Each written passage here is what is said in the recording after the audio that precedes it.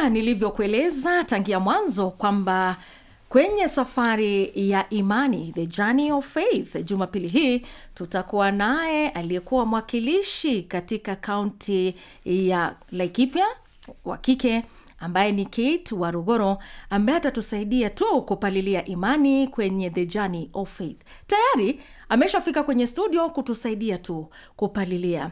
Kumekuwa na huu labda mwanamke, msichana mdogo ambaye huenda amepoteza imani katika safari hii. Mengi ameyapitia katika labda malezi, barabarani labda amejaliwa kuwa mama na anashindwa kwamba ataendelea vipi katika safari hii.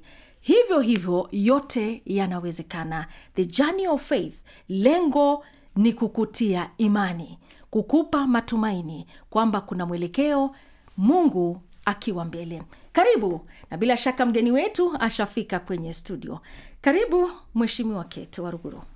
Wasalimia wasikilizaji. Naam, asante msikilizaji wetu wa KBC televisheni katika idhaa ya leo ya Mwamba wa Baraka. Na katika hii segment ya safari ya imani, the journey of faith, na kusalimu kwa salamu za Yesu Kristo. Jambo, niseme ni asanti kwa kunikaribisha katika studio Bi Jane Joyce, na nishukuru Mungu kwa sababu ya kunipa nafasi kukuwa tukizungumza na msikilizaji wa KBC na zaidi kuweza kutiana moyo asubuhi ya leo.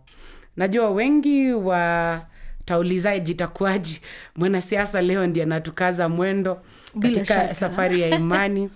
Ndio, mimi naitwa Kate Waruguru, mimi ni mwanasiasa, mfanyabiashara, mimi ni mama na mimi ni Mkristo, na sijaibika kusema Yesu ni Bwana, sijaibika kutanguliza Mungu katika kazi zangu na kila jambo ambalo ninafanya. Na kwa hivyo leo tutakuwa tukiongea maneno ya safari ya imani kama ambaye ako katika utawala wa nchi. Karibu sana. Hivyo tuanze na ulimfahamu Yesu Kristu wakati gani, umri wako ukijua Mungu ananiwezesha katika maisha haya. Tuseme kwa mfano, uliokoka lini? Umemjua Yesu Kristu lini? Umetembea naye vipi katika maisha haya? Niseme tangu nilipozaliwa mwaka wa 1986. Natumai Wakenya wengi wanaielewa, wanafahamu hadithi yangu, lakini sijaweza kuelezana kwa undani nimetembea katika barabara ya wokovu na imani kwa muda gani. Wale wanaonijua kule nyumbani, nilipokuwa nikienda Sunday school pale Kiriko PCA, Rititi Parish in the Presbyterian Church. Natumai wengi wa walimu walionifunza katika Sunday school, brigade na youth, hata marafiki zangu waliokuwa katika kanisa la Full Gospel Churches of Kenya kule Kayafa wananifahamu sana.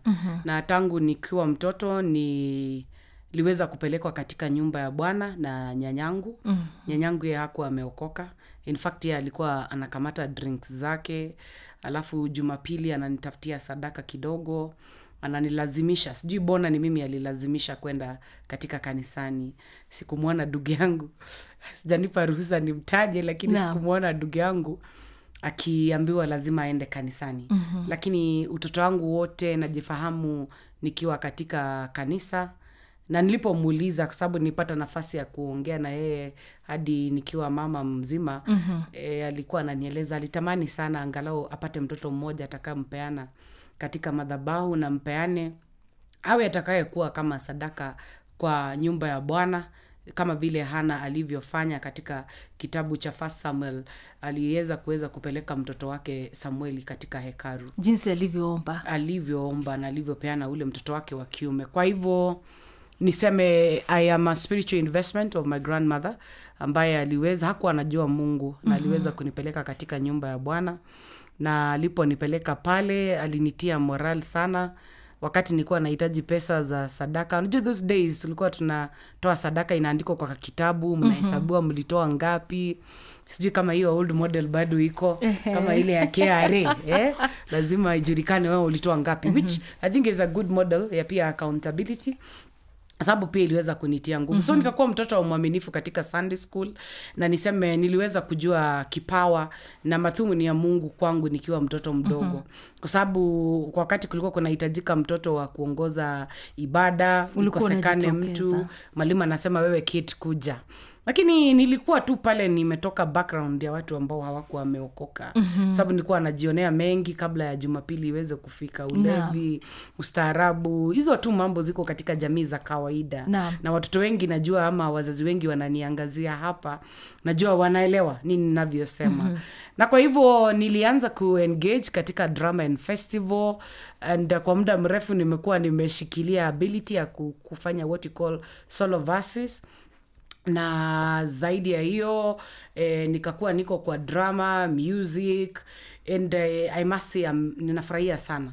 Hivyo kumaanisha niliweza kuleo niseme foundation yangu iko solid, kwa sababu nilipata nafasi ya kupata msingi mzuri kwa mainstream church ya PCA.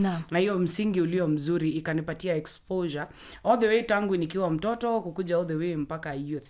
Actually mimi nilitoka kanisa ya Mutaratara nikiwa nishamaliza, nimeingia high school, na hiyo kukuja kumaliza high school wakati nitamani kujazwa na nguvu ya Roho Mtakatifu. Hizo siku hiyo maneno haikuwa. Na kwa hivyo nilipoenda primary school, wale tulivyosoma nao na najua wanatutazama asubuhi ya leo, watakwambia mimi nikiwa class 3 nilikuwa naongoza parade prayers na hubiri na naongoza nyimbo. Hivyo umekuwa uko mbele kila wakati. Jesus. Nilikuwa napenda Mungu ile ujayo, na hata sasa napenda Mungu. Yaani hiyo upendo si upendo ulio nikuta barabarani. Kwa mfano mimi nilijikuta kujijua mimi ni mwanasiasa chupavu, na Mungu amenipa ile uwezo na kibali katika ulingo wa uongozi katika mlima wa Mountain of Leadership and Governance nikiwa mtu mzima.